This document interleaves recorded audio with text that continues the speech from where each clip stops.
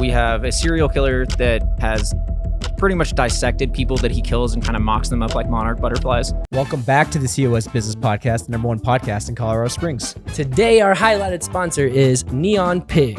Today, we have a very, very special guest, a good friend of mine I've known for, I think, about 14, 15 years now. Erik Fox just wrote a new novel, thriller novel, Monarch. This is the book right here.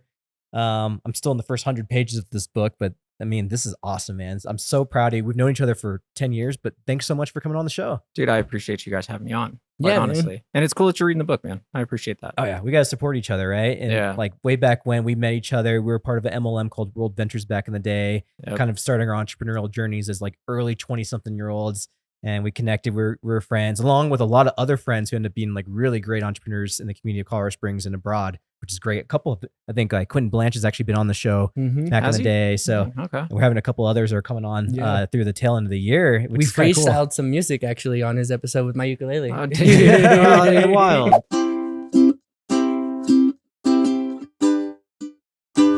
Oh, yeah. All right, loop that over, loop that, Yeah, for sure. So it's so good. I mean, we connected, I think about a year or 6 months to a year ago.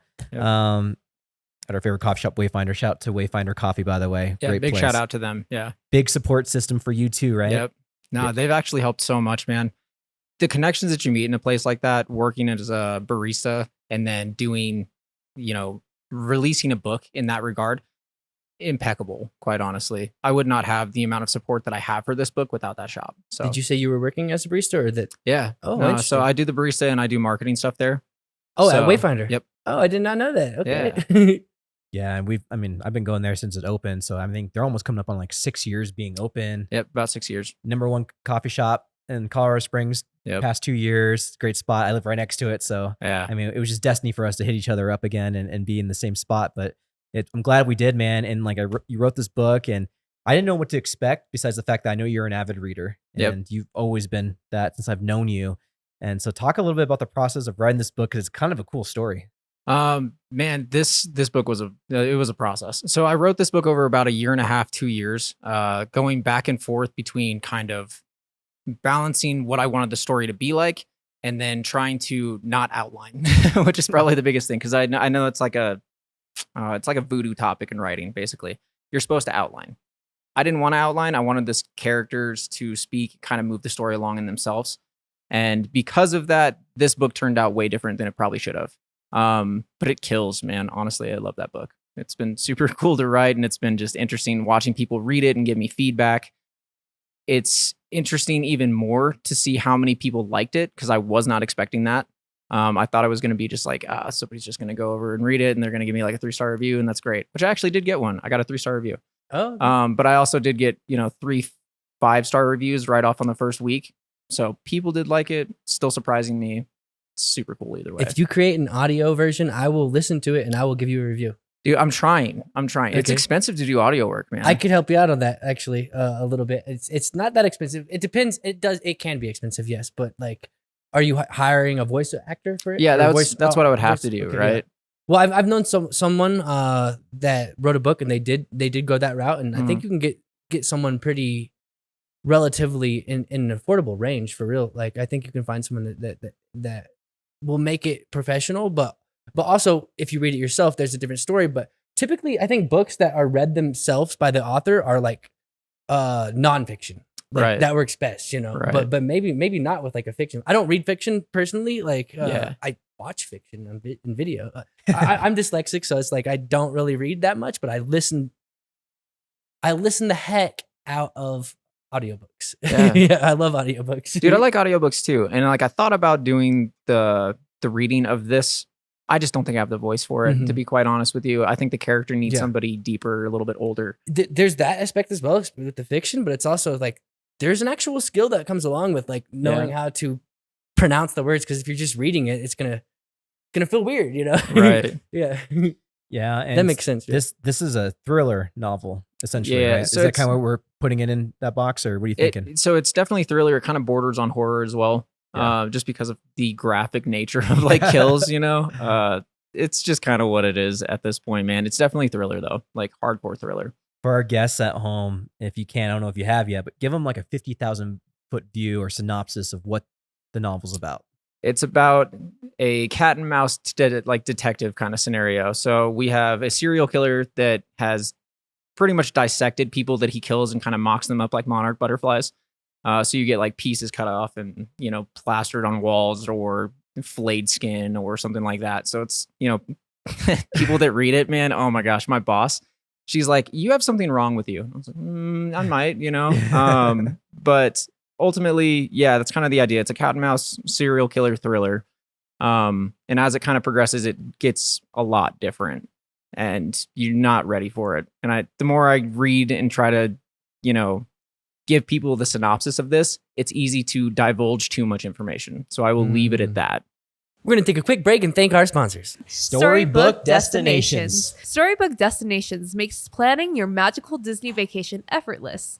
From Disney cruises to Disneyland and beyond, they handle all the details so you can focus on the fun.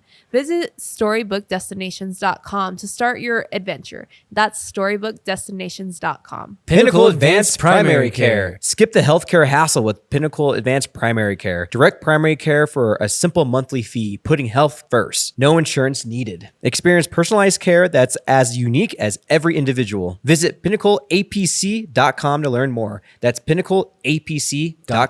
Franchise succeed. Grow any business with Franchise Succeed. From development to expansion, turning small businesses into national brands through franchising. Start scaling up with a free consultation at franchisesucceed.com today. That's franchisesucceed.com. Planet Duct. Breathe easier with Planet Duct, Colorado Springs' premier air duct cleaning service. Powerful vacuum trucks rid homes of allergens and dust. Clear the air by visiting planetduct.com. That's planetduct.com.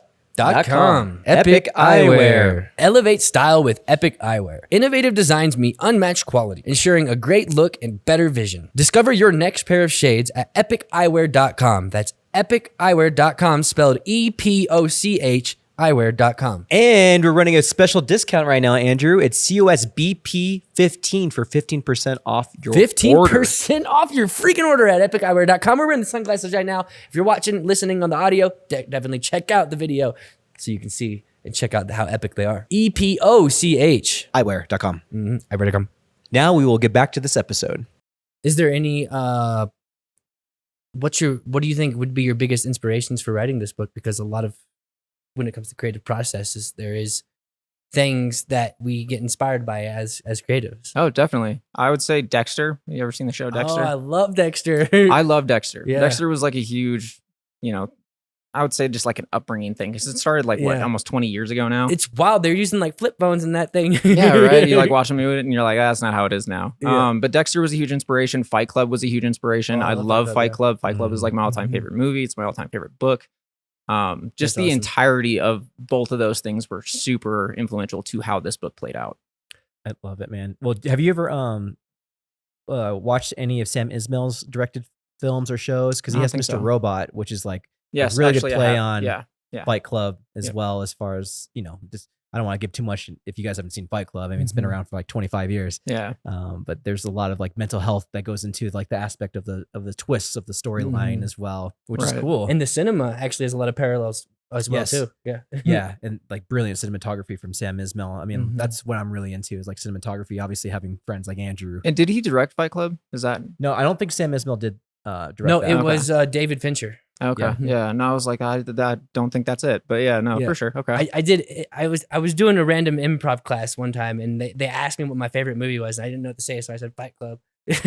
And like, but I would say Fight Club's one of my favorite movies as well. It's a super twisted movie. And like, I love the plot twist when you get towards the end of that and you start to realize like, oh, Tyler Durden. Oh man, Tyler Durden's like, he's the man in a lot know. Yeah. Don't get me wrong, he's still kind of screwed up, but just an interesting book, man. the Starbucks thing? Do you know the Starbucks thing that goes on with that movie?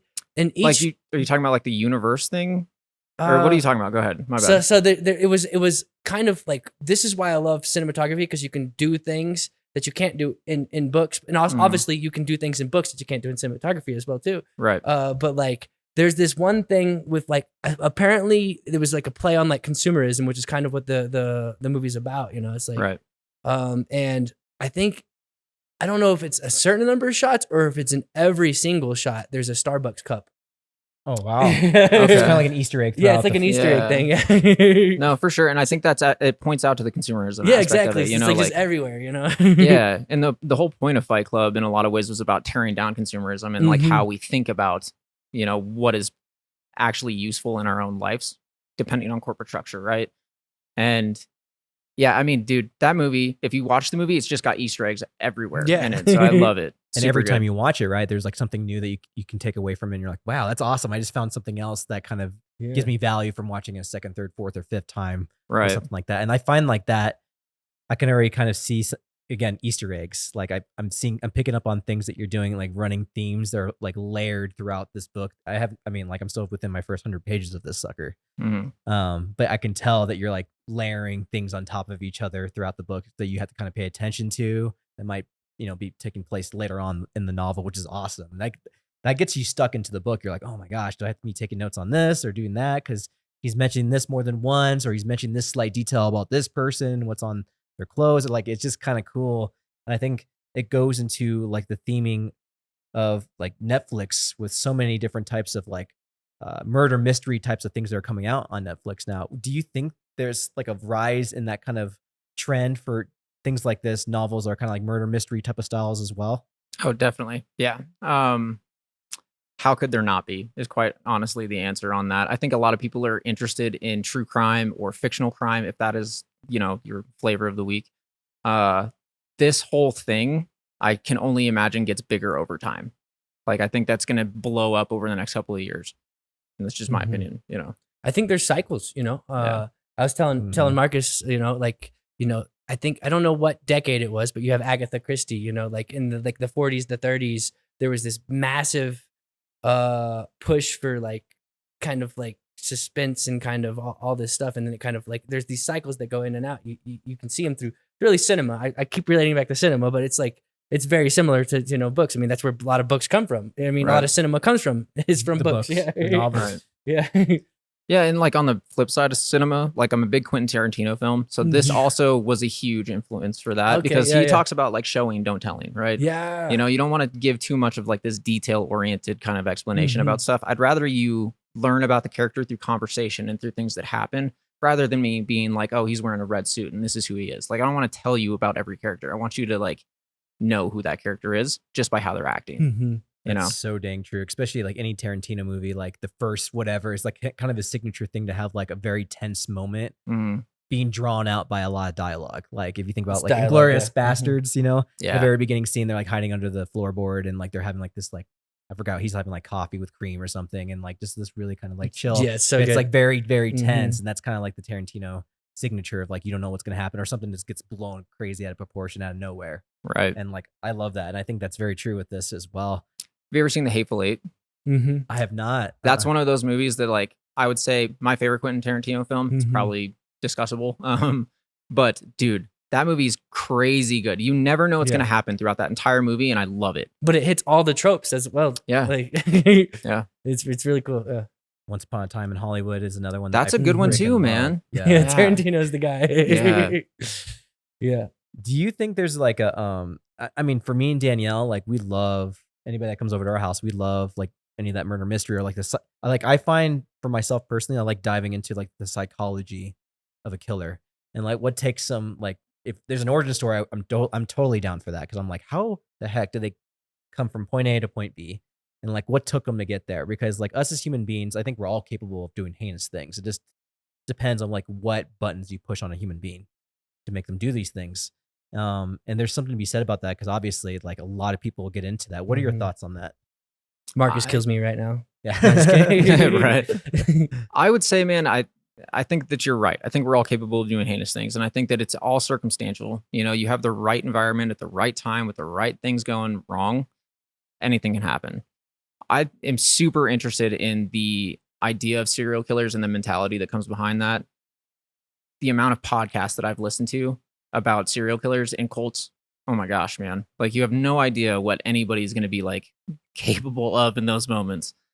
I think this book points out a lot of what I believe. The further you get into it, the more you realize like, okay, he is totally screwed up and we just don't understand why, you know.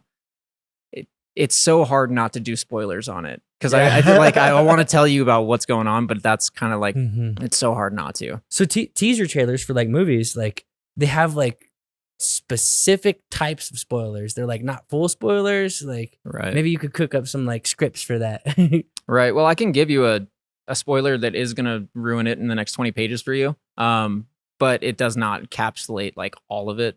You know, there's a lot that goes on past it. But the guy has split personalities. That's what I was figuring out already. Yeah. So he doesn't know that he's the Monarch killer. So the detective that's going through it, he realizes as he kind of comes to the conclusion, oh, this is the Monarch killer. And then it like pops up that he's the killer as well. And love it. You know, multiple personalities, like that's one of those things that I think is super interesting about murders because it can happen and it's not a very like common occurrence. And even if it is something that happens, it's really hard to believe that it happened. So when you get into that scenario, are you really insane or are you just kind of fucked up? You know, like who really knows? Those are the best kind because they call that the unreliable narrator. That's like kind of the theming of that, like Fight Club, right? Like the unreliable narrator. You're falling, or like the new Joker movie. It's like what's real and what's not when you take away from the new Joker movie with Joaquin Phoenix because it's like things that happen. Or the one. The new one that's whatever the one that came out with Joaquin Phoenix like 4 or 5 years ago. Yeah, they're coming out with the sequel to that. Yeah. Very, very soon. Very, very soon. But like a lot of people have talked about, I mean, you can kind of figure it out throughout that movie, but like there's things that are said or you're like, is that his interpretation of what happened? Or is that actually what happened? And then so when you watch that second or third time, you're like, okay, that's actually him perceiving those things as well. And so I'm all about that. And that's why I was mentioning Mr. Robot because it runs on those same themes. And like, again, Mr. Robot is kind of very similar of like the split personality of like his best friend or, you know, Mr. Robot, this guy is actually like his other personality, his alter personality. I think it's called like DID or whatever. I forgot what it's called. Yeah, dissociative identity disorder. Correct. Yeah, they changed it off of multiple personalities because it was too of a widescape thing, you know? Right. But, and so that's an initial twist of the series of that show. And then like it actually has an even bigger twist in the finale of it, which is why that's my favorite show of all time.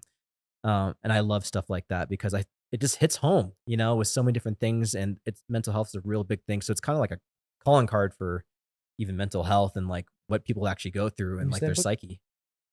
Right. And like you see stuff like that develop usually at a young age, right? Like a multiple personality kind of thing. Right. And it's usually due to trauma, right? So when you're doing research for stuff like this, it becomes more and more apparent like how much trauma actually kind of gets perpetuated that we don't talk about. And I think that that's also kind of an undertone of this is that we should be talking about mental health. It's really easy to push things off and be like, oh, they can just deal with it. But that's not really how life is. Like we all go through trauma. We all go through things that can really disrupt our lives. And without properly addressing them and getting the help that we need, I think it kind of becomes more problematic, right? And that's kind of what you figure out throughout this book is that this guy went through some trauma and it wasn't even as a kid, but he had this big internal struggle about it. And so he didn't know how to cope with it. And then, you know, somebody gets created because his personality doesn't know how to handle it. And that is not something that is talked about enough for me. You know, I want people to feel like they can actually go seek mental help and not be thwarted by the conceptions or misconceptions of other people, you know? Yeah, that's awesome. And what took you to that? Because like I said, you've always been kind of that deep thinker kind of person. Like, and I know, and we'll probably talk about this a little bit more, but like this is definitely not your last book you're going to be writing. Oh, no. You have some big lofty goals on the novels you want to write. So let's start with like specifically why was this your first one and kind of like your big like master manifestation of your life of what you want to do with writing. Yeah, for sure, man. This was my first one for a multitude of reasons, mostly because it's been in my head for like a decade. I just had like the idea for so long. And when I first met you, I wanted to write. I didn't know how to fit that into my schedule at that moment. You know, I didn't understand that it was like microtransactions of like time, right? I'm putting 2 pages here, a page there, an hour here. I didn't know how to do that at that point. Now I'm kind of stepping into like how I know how to do that. But that's also stepping away from running a business and running sales and like not doing those things anymore. So now I have time to divert to this. As for like long-term goals, man, I want to write 100 books before I die. That is the ultimate goal. A lot of books. It is a lot of books. But you have people like Stephen King, for example, or I don't know, just a what's handful. the benchmark? Yeah. Yeah, I mean, like, but that's the thing, though. Do you know the numbers? That Stephen King's like at 87 or something. Okay, I yeah. mean, he's got That's why I said years 100's left. a lot though. Yeah. I mean, but if you can get it done, Yeah. right? If you can be consistent, and he pushes out like 6 pages a day, which he did a lot of cocaine too. I'm sure he did. How could you not, right? Dude, I mean, he rips through books. It is insane to even think about. He does 6 pages a day. That's what his interviews have I've seen about that. That's so much writing, man. And be consistent with it. Oh man, that's a lot.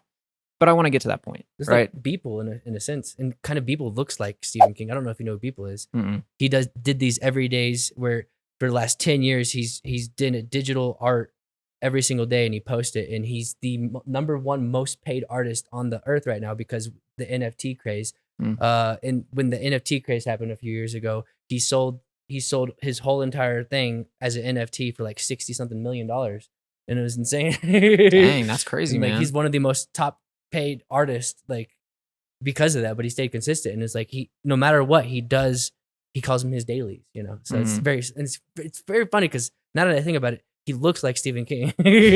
Like all crazy. Well, I mean, he's just got the glasses and like the thing and For sure. Yeah. the facial structure. Yeah. Well, 6 pages a day is over 1,800 pages a year.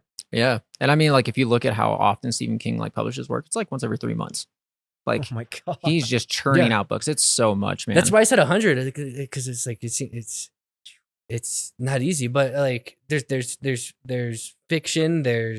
Are you going to stick with just fiction, or what are you thinking? Probably not forever. I think that long-term goals, I'm going to have to explore a lot of different genres. Like, this one is obviously horror thriller, and I will be delving down what is the series of this book. I actually have more ideas for like fantasy novels, different thrillers, nonfiction stuff. At some point, I want to do I have a heart for personal development, so I want to do some personal development books.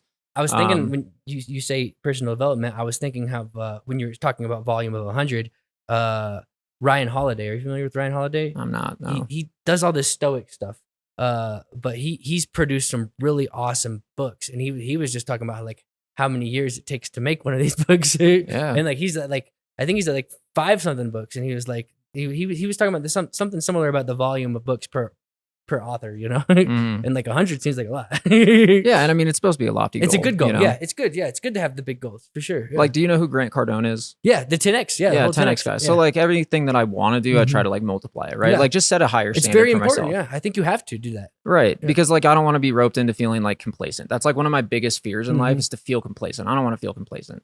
I want to actually push myself to achieve different boundaries and push those goals. And I think that's what helped me when I was in sales. It also helped me in entrepreneurship. It also helped me, write this book and do it better than I would have, because I wanted to tell a better story. And I would read it back and forth, editing it, every single day. Each chapter that I wrote, I'd be like, this needs to be just a little bit better. It's not quite there yet. And when I got to the end of it, it felt right. So I didn't feel as, torn down or have that, lack of confidence, I guess, is with it. Like, I felt really confident about this book when I released it, and I had a good network of people already interested in it. So it made it, to me, even selling one book would have been successful. For sure. At this point, we sold 70 in Nice. just physical form, which is fantastic.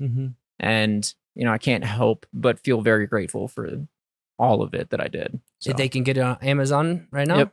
Okay. We like to take a quick moment and thank our sponsors. Celebrity DJ. Celebrity DJ, where you get your events your way. Weddings, corporate events, and more. Let Celebrity DJ be your director of fun. Winner of WeddingWire.com's Couple Choice Award year after year with over 100 5-star reviews. Let Celebrity DJ bring your vision for your special event to life.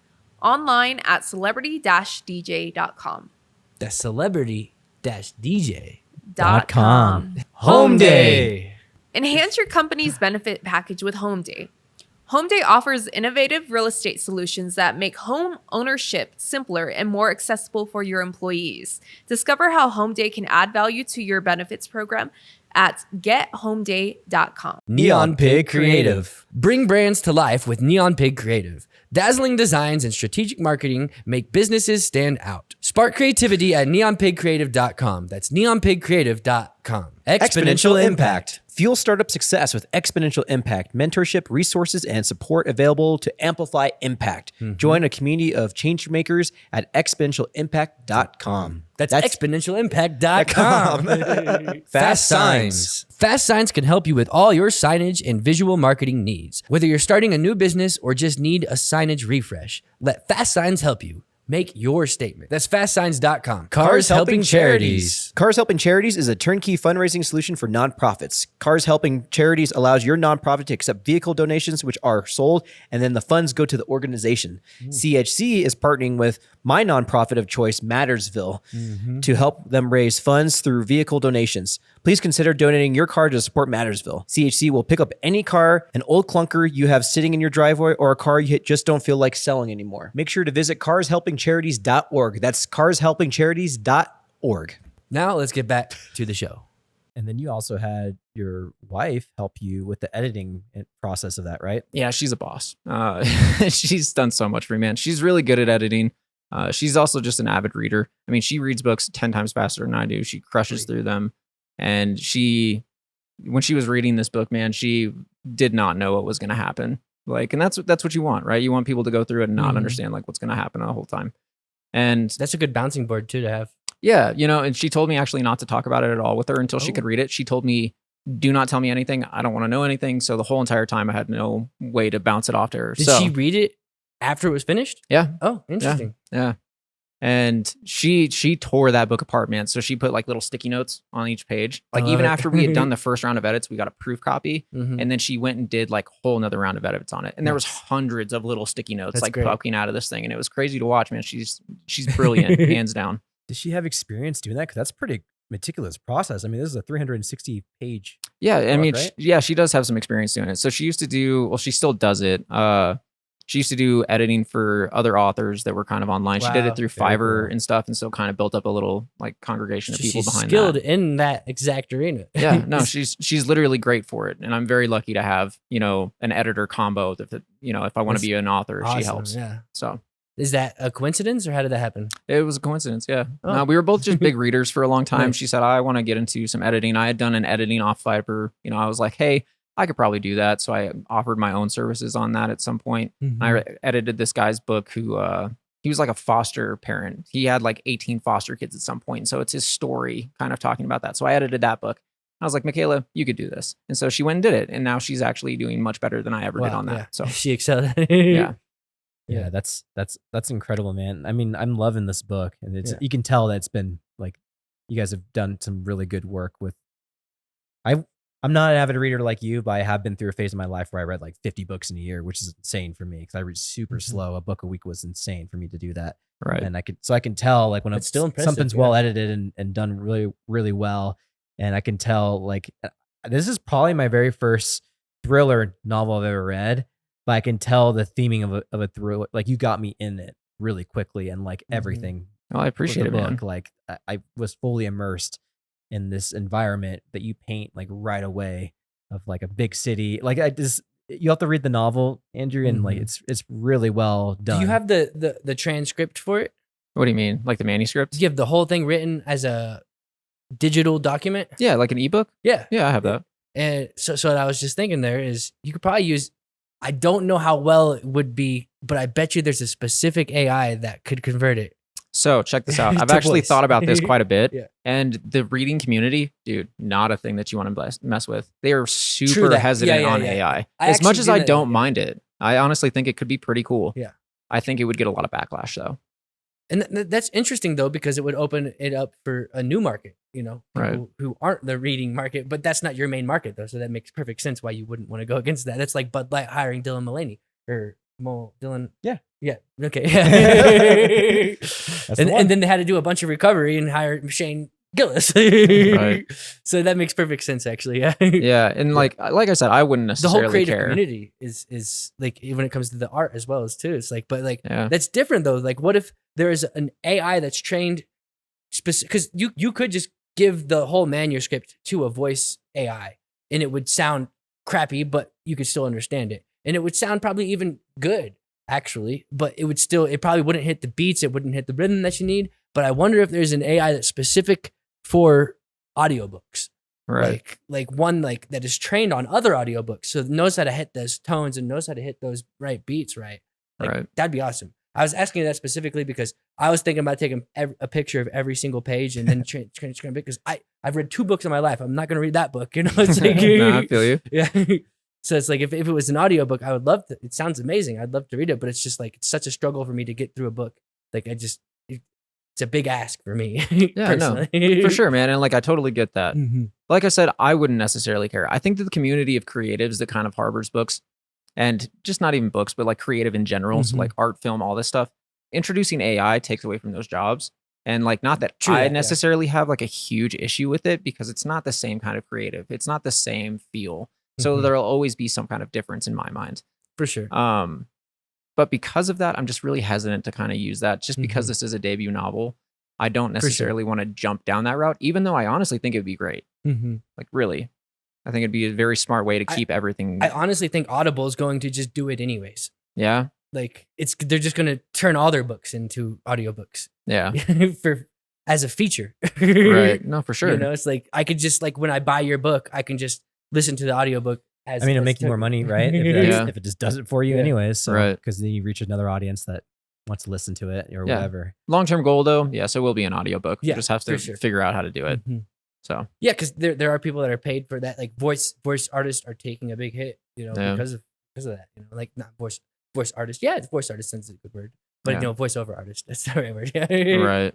Yeah. It took you like didn't you say it didn't take you long to actually write the first version of this as well? No, it didn't. I probably crushed through this in 6 months. That's insane. The first version of it. And then I ended up removing probably 60 pages right off the bat, because I was like, okay, these chapters don't need to be there. I don't know if I like this ending. I wanted to kind of switch it up. I was actually making this a single standalone novel initially. I didn't want to do a second one, and I made that like a really big point.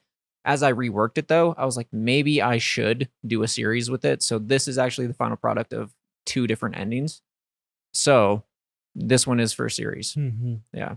And I know that process all too well when it comes to editing. You know, it's like, you got to filter out that when I do a video, it's like, it could be 20 minutes, 30 minutes that we recorded, but I boil that down to 4 minutes, 3 minutes, 2 minutes, you know? Yeah. I mean, sometimes you just got to remove stuff. Yeah. You know? Yeah, it's insane. And I think you were saying in the beginning of this that you started writing and then you let the characters like take you in a direction. It wasn't outlined where you kind of maybe you didn't know roughly like the ending, but you kind of let the characters take you on a ride and kind of solve and connect most of the dots. Is that what you're saying? Yeah. So even the first 100 pages, there was nothing planned about any of this. Like I had the idea of what the story was about. As it progressed, literally those characters took themselves. Like I did not try to do anything. And like I said, that's kind of voodoo in writing world. People want you to outline. They want you to have like a full concept story. I don't feel like that. That's not who I am. So, you know, the marketing and development story of this is much different than any book that I've actually like read. And I do feel like it will get some type of hate for people like, oh, you didn't outline it. You just kind of let it run. Yes, I did, because I liked the way it developed anyways. And by the time I got to the end of it, I was like, this is kick ass anyways. Like, what are you going to tell me? You know, and you could love it. You could hate it. I don't mind either way, because this is part of art. People are going to not like your stuff if you don't like it anyways. Like sometimes people are going to love it. Sometimes people are going to hate it, and you just kind of got to roll with it. It's crazy how that's voodoo, because you think like most creatives, I mean, I even know about like movies where they're like, hey, we're still trying to figure out how we're going to end this thing because the characters are moving this way. And now we're kind of having thoughts of, you know, and these are like major series I've heard about that have done that before, of like, okay, well, we want to end it like this just because of the trajectory of where we're seeing the characters now going. Right. And I think that's the creative in you that takes the reins and makes that happen. I think that's a really cool way. That's probably the way I would do it too. Yeah, I mean, everything else just feels too rigid. I've never been that person in my life. I have to kind of just let things develop as they develop. I don't know if you ever feel that way. I can tell that you're a pretty creative person as is. Sure, yeah. You know, like you kind of just have to let that story build on itself, and you feel better about the end product anyways, because it came out how it would have naturally come out. Right. Yeah. How do you, like, when you're writing this novel and like you find yourself like lukewarm and you're like, okay, like my brain's like done for the day. Do you like what do you do to kind of get those creative juices going? Like for me, it's like, okay, I'm done. It could be 45 minutes into work. I'm like, okay, I need to go on a walk for 20 minutes. come back from the mock, I'm like, all right, I'm ready to rock and roll again. Like, what do you do to kind of offset so you can get those creative juices going again? I'm a situational type of person. So like if I set up the right things in an order, I'll usually just kind of slip into it for a couple hours. So it's like a coffee, I got my laptop, I got my phone out to do like any research that I need to do alongside it. As long as I'm in a scenario where I'm not just tied down to my house, I'm usually okay. And I can write at home, but it's just not the same thing. I go out to like Loyal and I go out to Wayfinder, and as long as I have my cappuccino with me, which sounds kind of ridiculous, but it's like what I write with. It's taking a sip and then just like not really taking my own excuse to it, right? Because like once you start writing, it may not feel great right away. You know, you have to kind of get past the clunkiness of it, but then you slip into like this, I don't know, what do they call it? Like a flow state kind of Yeah, thing? like a flow state, right? So like you kind of fall into that and then you just go. And then you go until you can't. And then when you stop, you stop. You know, so it could or you be get a notification on your phone and it distracts you. Dude, I try to flip my phone over. Yeah. You know, like I try not to look at my phone even throughout like It's mostly an important daily practice life. for that, yeah. Yeah, because it's a distracting habit, man. You know, with social media being what it is, and like I think it started off on good terms. I think social media started on something that was like, oh yeah, this is going to be helpful. We can connect people. Now I just feel like it's almost a nuisance. You know, you're hit by ads constantly. You're not really looking at, you know, content that you really wanted to look at anyways. And you find yourself getting more distracted and kind of in this comparison bubble. I don't like being compared to other people. I don't like comparing myself to other people. I think it destroys your self-confidence, you know? So I try not to spend too much time on it. Yeah, there's this new rule by Google. It's called the 7-11-4 rule. Have you guys heard of it? It's like a, on average now, in order to get like from like stranger to customer, a brand has to expose, or I guess have that person engage with their brand for at least 7 hours across 11 different touch points and over 4 different channels on average to get a customer. And what that says is like now, like you can't just have an ad on Facebook. No one's ever heard of your brand and they're going to trust you enough to like click an ad and like put money down and buy something. Consumer trust is at a 40-year low.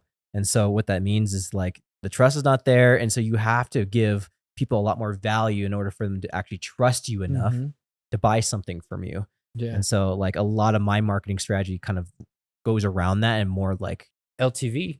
Yeah, lifetime value of like a customer and like what, like the little jabs that you give value to somebody in order for them to trust you. And so that makes social media and posting and video and all those different things even more valuable now than just like running ads. Yeah, I mean, do you guys know who Gary Vaynerchuk is? Oh, yeah. Of course. Right, so like he's actually the reason why this podcast exists. Really? Dude, amazing, man. Yeah. I mean, I love Gary, honestly, man. I've reached out to him like a handful of times. Me too. He's awesome. He's got to come on this podcast because it's going to be full circle. He literally is the precipice of why I started this podcast, because he spit out the idea, Your City Name Business Podcast. Yeah, for sure. I mean, you're an audiobook guy, right? So if you're is Gary Vee, by the way. Yeah. No. So have you read Jab Jab Right Hook? I have. No, I've listened to his newest version of that, which is an updated version of Jab Jab. He was going to call it Jab Jag Jag Left Hook, but he decided to call it it's slipping my mind. Day Trading Attention. That one? Day Trading Attention. So he decided to call it Day Trading Attention. But I listened to that one. I didn't listen to Jab Jab Jab Right Hook, but I listened to Crushing It and Crush It, and like Crush It actually is what got me into like really understanding the marketing side of things. And it was when I was doing like music and stuff, and like I started getting down all that stuff. Yeah. I mean, so that's basically what I was going to get into, is that a lot of what I started to do with marketing and when I was building my own businesses and even how I marketed my blog when it first started was because of that, you know, because of Jab Jab and because of Crushing It. You know, I wanted to take the things that I learned from that book because he's so practical about it, man. He's just so like, you're right there. He's with you at base level and he meets you where you're at in that book, which I think is just so helpful. For people that don't have a ton of confidence or don't have a ton of experience, it's nice to know that you can have something like that to read or listen to that can give you the tools to act, you know, find success with it. And I think it's just invaluable information. You know, you got Sell or Be Sold. Like I listened to that around the same time, which is by Grant Cardone. He actually pronounces it Sell or Be Soul because he doesn't pronounce the D's. Right. Because I listened to the audiobook so I can hear him. He reads it himself. So it's like, I didn't read the book, but I listened to the audiobook. And what's cool about those kinds of books, I think they're perfect when the author reads them. They need to be read by the author, actually. Yeah. I think. Like, no, it's for sure. Personal development books. Yeah. Or sales books. Yeah. 100%. Yeah, that makes a lot of sense. Grant Cardone's another, Grant Cardone obviously as well. But Gary Vee, even like the evolution of him has been very interesting because I actually didn't like him as much 10, 15 years ago. I think he was a little obnoxious, but like the evolution of him I just feel like he's a more empathetic, or maybe that's just showing through to me now that I've known him for so long. But I've definitely fallen in love with a lot of stuff that he does. And he is very like holding you accountable and being very blunt and to the point. And certain personalities don't get that like that right away too, so it's good that there's someone out there that holds people accountable, because that's a lot of us need that, right?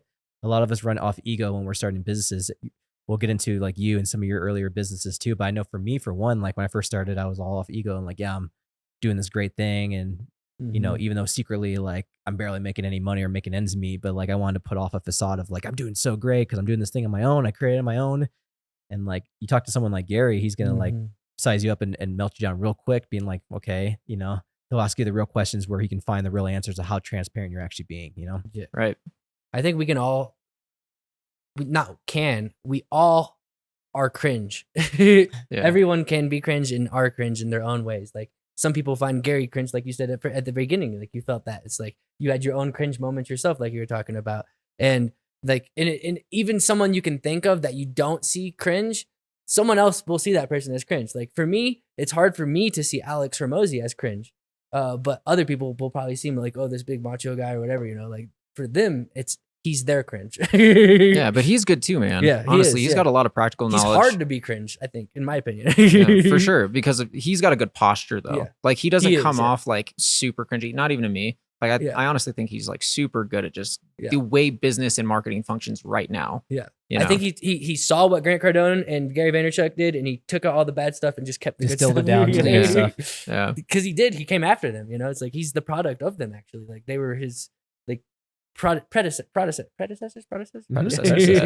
Yeah. Talk a little bit about some of the early businesses, because you've kind of mentioned back to those as well, your blog.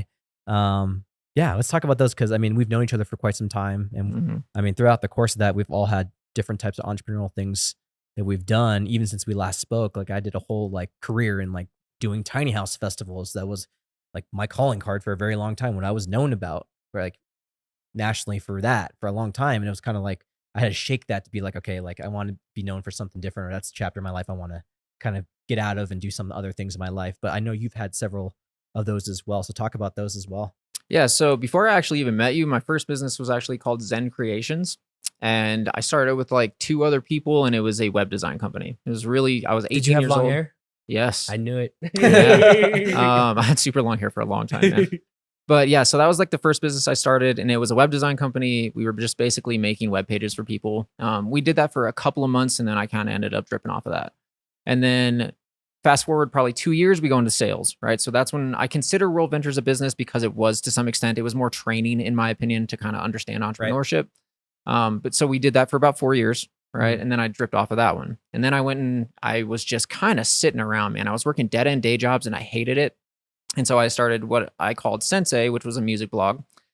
And when I initially started that, like you were kind of talking about, you kind of get driven by ego. I'm doing this big thing, right? And I can admit it now. I wouldn't have been able to admit it, earlier in my life.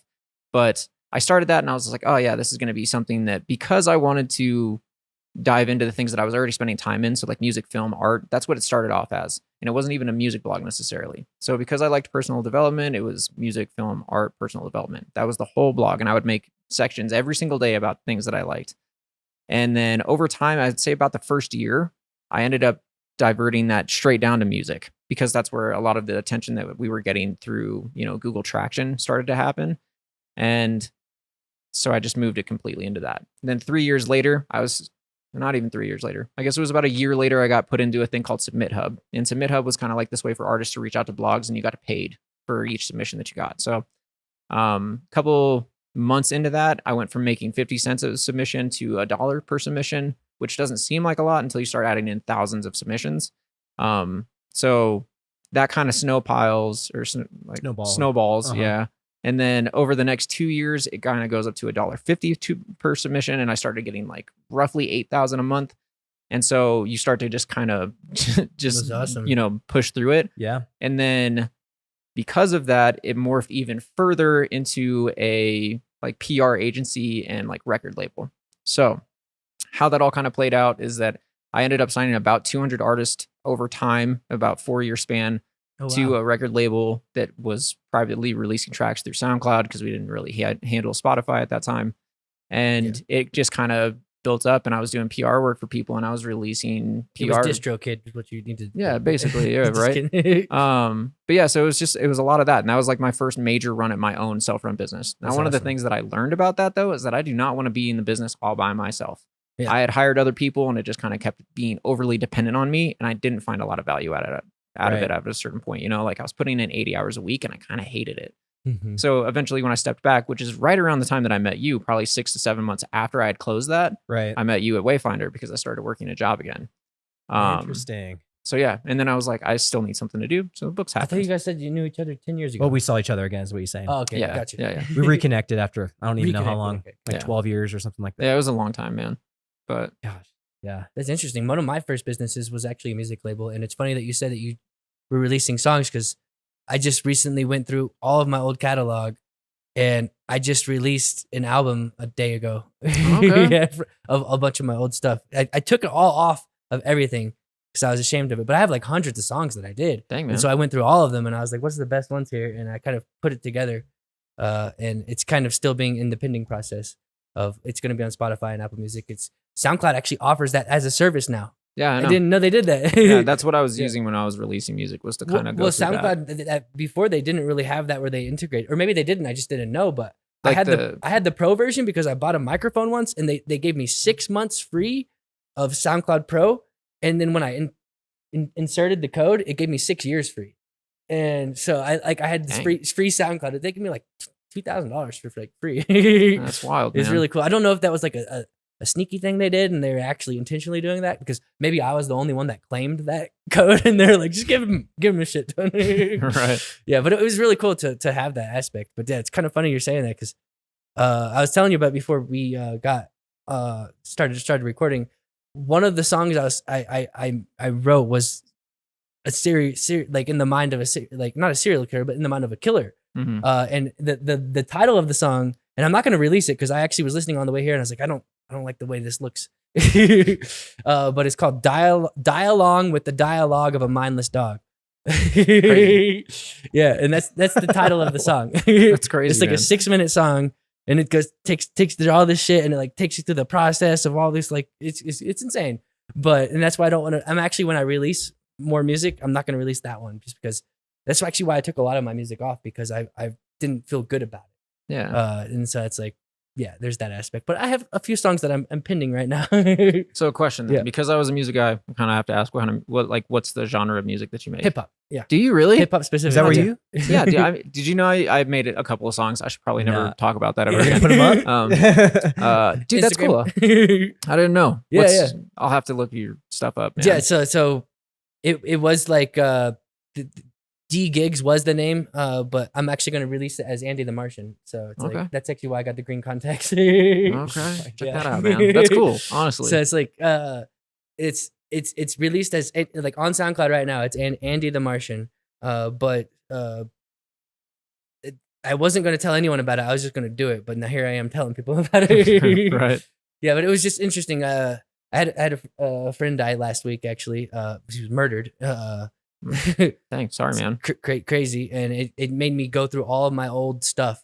And then that led me to going through all my old music. And then I kind of just was like, why don't I release some of this stuff? Yeah, man. I mean, I think that's a big thing. Like I spent 10 years doing it. You're making music though. And if you've had that kind of catalog or whatever, for me, man, put it out there. Mm-hmm. You know, as somebody that did the record label stuff and like did it for a while, just put it out there. Yeah, and exactly that's how I feel. You know, it's like, yeah. Why do you say just put it out there?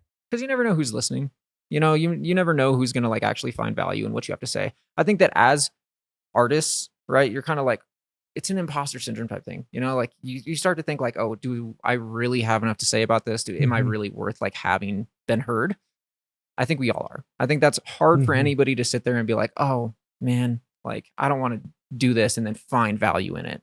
But the more you put it out there, the more that kind of goes away. Yeah. You don't think of yourself as this imposter anymore because you've already been in the process. For sure, yeah. And I think it's just worthwhile, man. Just do it because you don't know. I put it out there before. It's just I moved on from that, and I kind of took it all down, and then it's kind of this incident happening made me remember all of that time. It's like re-released, effort, you know. And so it's like re-released, but I'm releasing it as though it was never released. Gotcha. It's from like literally like the metadata says 2016 on it. Oh, that's for sure. And it's kind of funny, but like, yeah, it's interesting. I actually have a country song I want to show you. I have a couple country songs actually. I have a friend who was actually really good at country. And so I would do like, it was a country rap fusion actually. So it's like, I would record and make all the instrumentals because I did the producing and everything as well too. And like on the guitars and all that stuff. And then I would add my own like lyrics into it like that are like good raps, you know, like very lyrical raps actually. So it's like, it had like, the song's called Ramble Around, and it's like, oh, it's good. It sounds really good, actually. I was really good at producing music. Like, I spent all my time doing that. Like, I knew how to make it sound good, too. Like, I actually was starting a record label and started a record label, and I would produce the audio, the music, and like, the vocals. And, like, I knew how to make vocals sound good because you could record vocals and just throw them over a beat and it's going to sound crappy. But if you know how to mix it and master it and make like all these, make it punchy. And also if like you're a lyricist, you also know how to deliver those raps. So it's like, I can hit it where it's like going like a certain cadence. And then when the beat kicks, I can like hit the kicks when the kicks come in, you know, it's like, yeah. And then Eminem, give me more snare, you know, yeah, for sure, hit it when the snares come in, you know. Dude, that's awesome. I'm going off a tangent. I didn't mean to go off on a tangent. Dude. It's all good. Yeah. I love it, man. You mentioned imposter syndrome, but what about with the writing the novel in the very beginning? How has that process been for you? Again, I would just say it's the same kind of feel, right? You don't know if you're worthwhile to be listened to.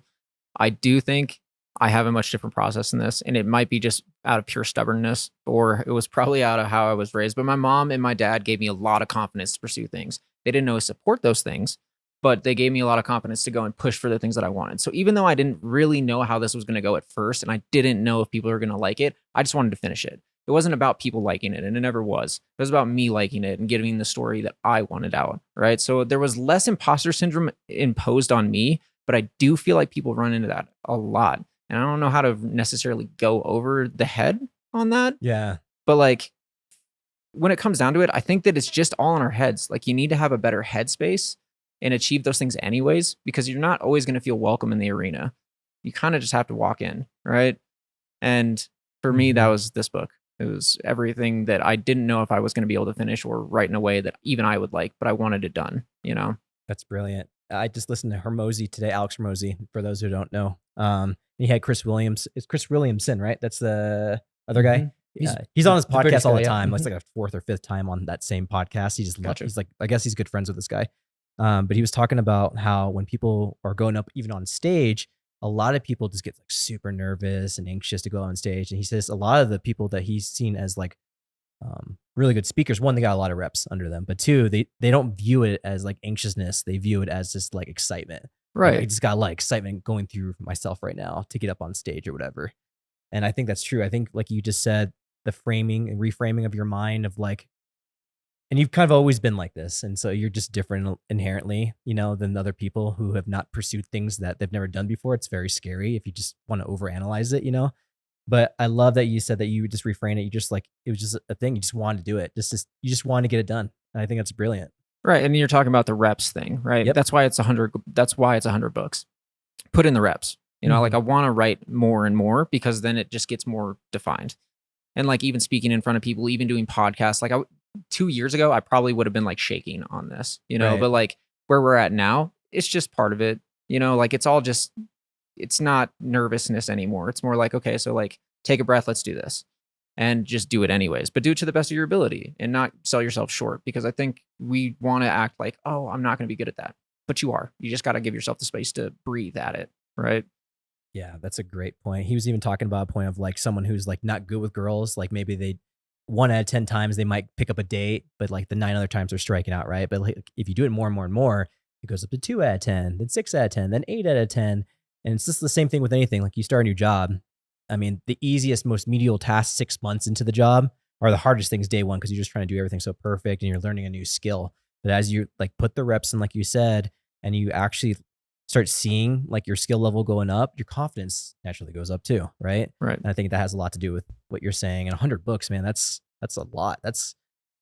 You know what? I think that, like you said, you already have the roadmap, whether it's 6 to 10 pages a day, that's a lot of pages. But if it's a lofty goal for yourself, you should go right after it, man. Yeah. Yeah, I will. I do have a question for you guys though. Yeah. Okay. Because we've each done businesses and started all this stuff. What do you think was like the biggest lesson you learned from starting a business? Like, what do you think most people overlooked and didn't consider when they first started? I think that business is a lot of ignorance on fire. Yeah. And it's actually really good to have your ignorance on fire, because if you were to know how hard it actually was, most people wouldn't get started. It's by far the hardest thing you'll ever do. And no matter how hard you might imagine it be, it's going to be much harder than what you think. And so for me, like, there's been a lot of like learning lessons and mistakes. That's definitely like a learning lesson of like, no matter what I was going to do, it just like, I was like, I'm just going to do it because it was my love and was my passion from a young kid. I always wanted to be an entrepreneur. And the second thing is that not every, like, choose who you surround yourself with very, very carefully. Especially if you're talking about like business partners and things of that nature. Like, if you're on a mission with somebody, they have to have a very similar mission to you. And just because they have a certain skill set doesn't make them an entrepreneur. It can make them a really good employee, A player employee. And so for me, I've always seen things in people, and that's great, but it's not necessarily what lines up with what their values or missions are in life. And that's okay too. And so I would have saved myself a hell of a lot of headaches knowing that in the past. And just noting that everybody's different than you. Like, for me, my passion and drive to do things at a very high level is given to me from my mother. And I hated it because her standard was very high, and like I was just a kid, like trying to but I'm so glad she drilled those into me. Yeah. Because as an entrepreneur or as a business person, it helped me get through a lot of things and vet out a lot of people in my life as well. Yeah, no, for sure. I agree with that. Like, the people, which I think is this is interesting to talk about because it's always something that I think about, but I don't think everybody needs to be the number one. Yeah. Like, it's okay to be like a number two and work with your skills and like be good at what you do. It was something that I struggled with while we were in sales. I wanted to be a number one, but I knew like deep down that wasn't what I wanted. But as an author, you are number one. Yeah, but in a different way, right? So like, very different. Yeah. It's more of like, and this sounds kind of like bad when you put it this way, but you don't need anybody else to be an author. That's you just the need thing, to put down your thing, right? And something that requires more teamwork, especially within a company like that, I think it's okay to understand that you can be a CFO and not a CEO, or you can be an employee, but you do really well at it. And to like understand that people, like you said, are going to need different things, because some people might need more flexibility within their schedule. Totally. Some people may need more money and be motivated by that. And to understand that that's something that kind of comes along with it is kind of an important thing as a person running the business, right? Yeah. And some people may not see that. It's so true. I get really tied to people and the romanticism of finishing a race with them. So like, I've had so many people run races with me that I am no longer running the race with. And I always thought I'd be finishing certain races with them, and I'm not anymore. And so whenever those people exited my life, I feel like a lot of the wind was taken underneath my sail, and like it was very unmotivating for me, because I always thought of this way of how it would end or whatever it might be. And so for me, like, my love for people sometimes gets in the way of like what's best for me, and having hard conversations. I got a lot better at having hard conversations because of that, which is inherently not me. Like, yeah, I am like a person that's kind of like wants to be number one, but I don't want to cut people out. I'm not a person, like, it was very hard for me to fire people. Like, I can remember my first fire like yesterday, just because it was so hard for me to do that. Oh yeah. I think that comes from the people pleasing side of me too. And so like, you have, like, entrepreneurship attacks your weaknesses. It attacks your weaknesses. Like, if you're a driven person, but you don't want to like fire people, it's going to attack that part of you, right? Or if you're not self-motivated, it's going to attack the hell out of that really quickly. So it vets out your weaknesses, and it's very painful. It's very painful. But it's a good painful if Right. you do it right. So Correct. it's like you build upon it, you start to build on those skills and those, like, I don't know, lack of talent, right?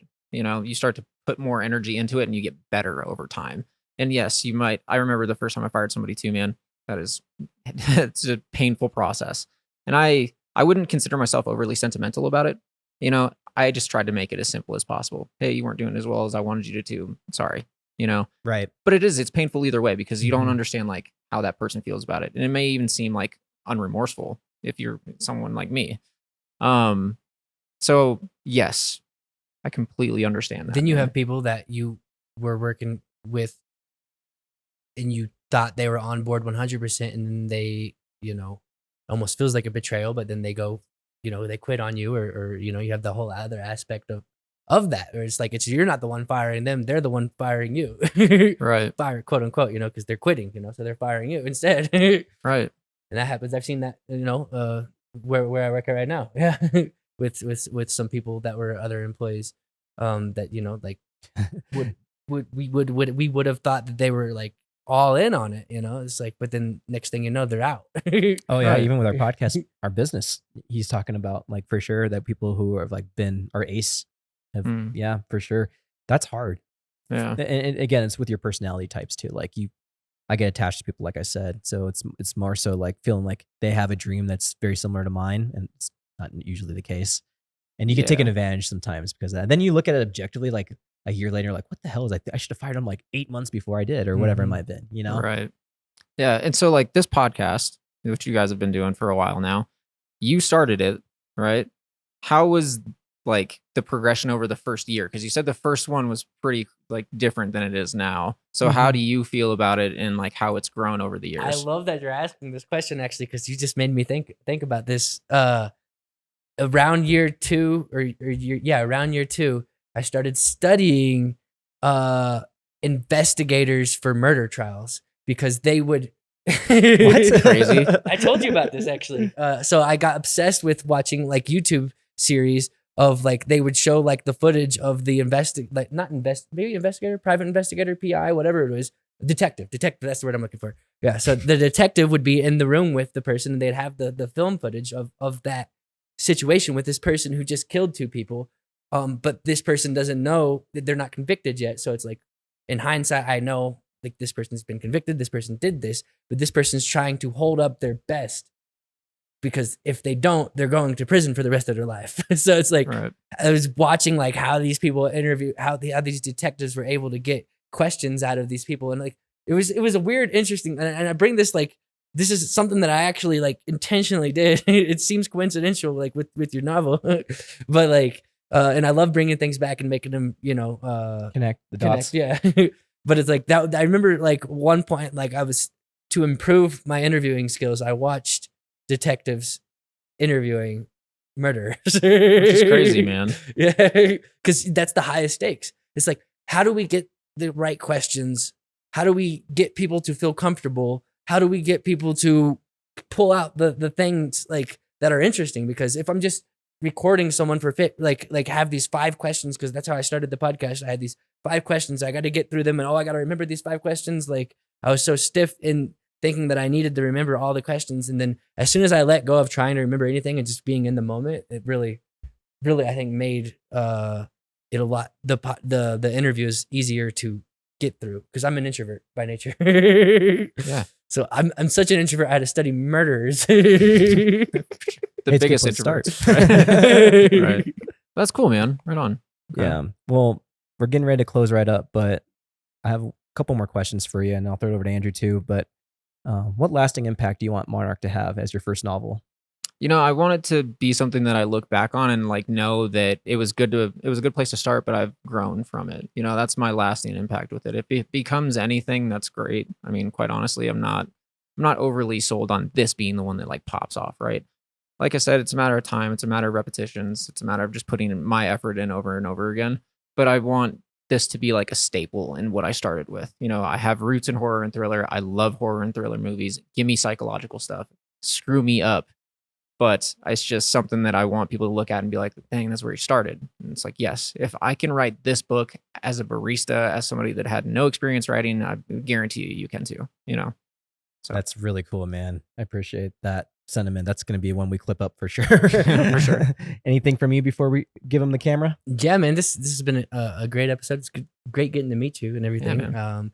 Yeah, that's a June bug. That's not a Monarch. What's good? Is that it's part Easter of the story too? Yeah. Is that or is that the sequel? No, so it's actually I based it off of like I guess it would be a June bug, but it's supposed to be like a stink bug. Oh, Yeah. Oh, okay. I see, yeah. But so yeah, you'll get into that and you'll kind of understand that there's like more to it. Obviously, you may not read it. You'll have to listen to it. But I will listen to it.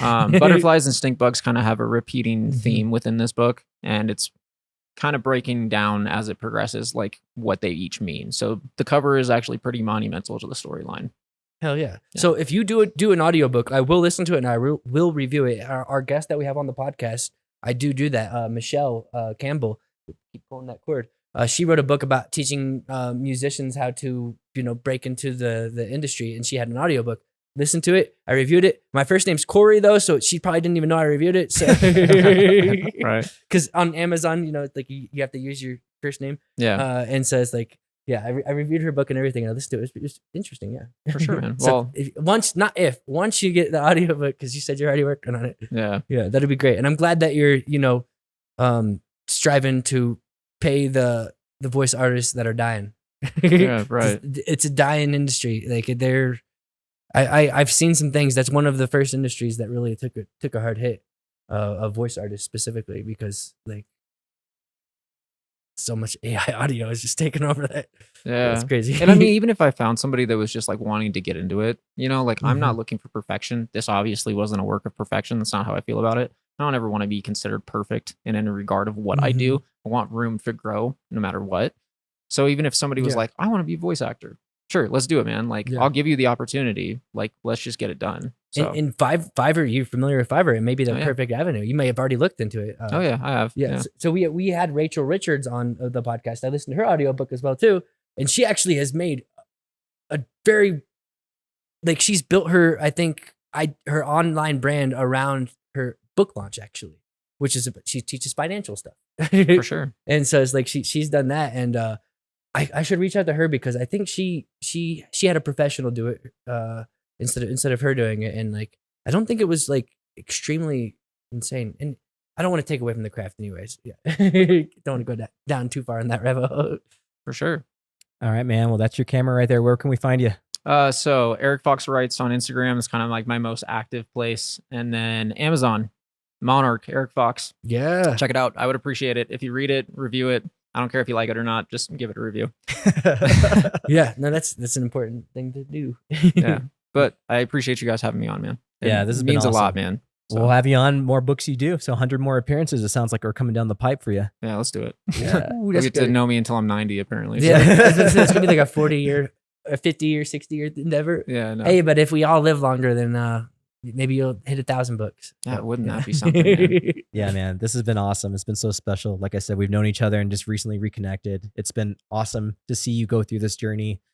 You got a lot of supporters, man, and so we're really proud of you. I just speak for myself and Danielle. Like she's probably gonna catch up and probably pass me up and reading the book. So we'll see how we're gonna have 2 different bookmarks in the book. But we're just so excited for you and proud of you, man, and what you've done. And we look forward to all the other ones that are coming. I'm definitely gonna read this one and just keep them coming, man. We really appreciate it, brother. Sure, I appreciate you, man.